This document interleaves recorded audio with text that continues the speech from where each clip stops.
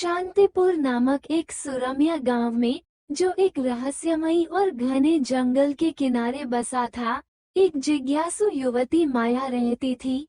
गांव वाले साधारण जीवन जीते थे, जो रोजमर्रा के काम और परंपराओं से भरा हुआ था, लेकिन वे जंगल की कहानियों से डरे हुए थे। कई लोगों का मानना था कि वहां भूत प्रेत और भयानक जानवर रहते हैं, जिन्होंने उनके प्रियजनों को नुकसान पहुंचाया था। इन कहानियों ने बच्चों से लेकर बुजुर्गों तक सभी के मन में भय भर दिया था। लेकिन माया इन सब से अलग थी। 18 साल की उम्र में वो अपनी उम्र की अन्य लड़कियों से अलग थी। जहां बाकी लड़कियां घर के कामों में व्यस्त रहती थीं, वहीं माया अक्सर जंगल को टकटकी लगाकर देखती रहती थी, उसकी रहस्यमय दुनिया से मोहित होकर। उसकी जिज्ञासु प्रवृत्ति उसे ऐसे सवाल पूछने पर मजबूर करती थी, जिन्हें अन्य लोग व्यर्थ समझते थे। उसकी माँ ने उसे कई बार समझाया कि अधिक सवाल करना ठीक नहीं, लेकिन माया को अज्ञात की ओर खिंचाव महसूस होता था। एक दिन गांव की बैठक में, जो गांव के बुजुर्ग पंचू काका की अध्यक्षता में हो रही थी, उन्होंने घोषणा की कि शांति बनाए रखने के लिए जंगल से दूर रहना जरूरी है। माया ने साहस जुटाकर इस धारणा को चुनौती दी।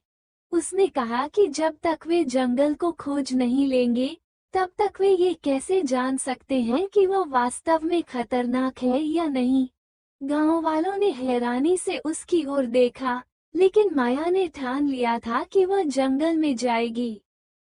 उसी रात पूर्णिमा के उज्ज्वल चांदनी में माया ने एक छोटी टोकरी में रोटी और जड़ी बूटियां रखी और चुपचाप घर से निकल गई। जैसे ही उसने जंगल में कदम रखा, वो उसकी सुंदरता से मोहित हो गई, लेकिन जैसे ही अंधेरे में परछाइयां हिलने लगीं, उसे हल्का सा डर भी महसूस हुआ। जैसे जैसे वो अंदर गई, उसे एक विशाल प्राणी दिखा, एक घायल और परेशान गोरिल्ला। पहले तो माया घबरा गई, लेकिन फिर उसने उसके दर्द को महसूस किया और उसकी मदद करने का फैसला किया। कांपते हाथों से वह धीरे धीरे उसके पास गई और अपनी जड़ी बूटियों से उसकी चोट का इलाज करने लगी। उसकी उम्मीद के विपरीत गोरिल्ला ने कोई आक्रामकता नहीं दिखाई, बल्कि वह शांत आंखों से उसे देखता रहा। जैसे जैसे माया ने उसकी चोट पर पट्टी बांधी, उनके बीच एक अनोखा बंधन बन गया। दिन हफ्तों में बदल गए और माया नियमित रूप से अपने नए मित्र से मिलने जाने लगी। गोरिल्ला ने उसे जंगल के कई रहस्यों से परिचित कराया, कैसे खाने योग्य फल खोजने हैं और जंगल के जीव जंतुओं के बीच सुरक्षित रहना है। उसने माया को जंगल की गुप्त पगडंडियां और अद्भुत स्थान दिखाए, जहां गांव का कोई भी व्यक्ति पहले कभी नहीं गया था। लेकिन समय के साथ माया को अपने घर की याद आने लगी और उसने वापस जाने का फैसला किया। उसे पता था कि अगर गोरिल्ला उसके पीछे गांव आ गया तो गांव वाले घबरा जाएंगे। उसने अपने मित्र को अलविदा कहा और गांव लौट आई, लेकिन उसके बिना खुद को अधूरा महसूस करने लगी। शांतिपुर लौटने के बाद माया पहले जैसी नहीं रही। वह अक्सर जंगल की ओर टकटकी लगाकर देखती थी। गांव वालों ने उसकी उदासी को महसूस किया और सोचने लगे कि उसके साथ जंगल में क्या हुआ होगा। कुछ दिनों बाद गांव में ये खबर फैल गई कि एक विशाल जानवर गांव की ओर बढ़ रहा है। वह गोरिल्ला था, जो माया को खोज रहा था। गांव वाले भयभीत हो गए और जल्दी से उसे पकड़ने या मारने की योजना बनाने लगे। ये सुनकर माया का दिल अपने मित्र के लिए घबराहट से भर गया। अपने दोस्त को बचाने के लिए माया दौड़कर गांव वालों के सामने पहुंच गई, जब वे अपने हथियार तैयार कर रहे थे। रुकिए, वो कोई खतरा नहीं है, उसने घबराई हुई आवाज में चिल्लाया। वह मेरा दोस्त है। गांव वाले उसकी बात सुनकर चौंक गए।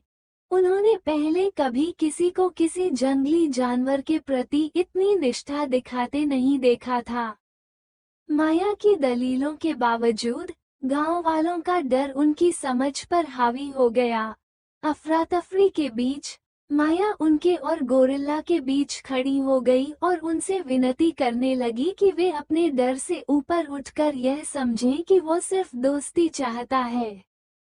आखिरकार गोरिल्ला वापस जंगल में भाग गया और माया बेबस खड़ी, आंसू भरी आंखों से उसे जाते हुए देखती रही। उसने मन ही मन एक वादा किया कि एक दिन वह वापस लौटेगी। गांव वालों को उस दिन लगा कि उन्होंने एक खतरे को टाल दिया, लेकिन माया जानती थी कि असली खतरा भय और गलतफहमी में छिपा होता है। गोरिल्ला के साथ उसके बंधन ने उसे करुणा और साहस का एक अमूल्य सबक सिखाया और यह याद दिलाया कि कभी-कभी जिस चीज से हम सबसे ज्यादा डरते हैं, वही हमारे सबसे बड़े साथी बन सकते हैं।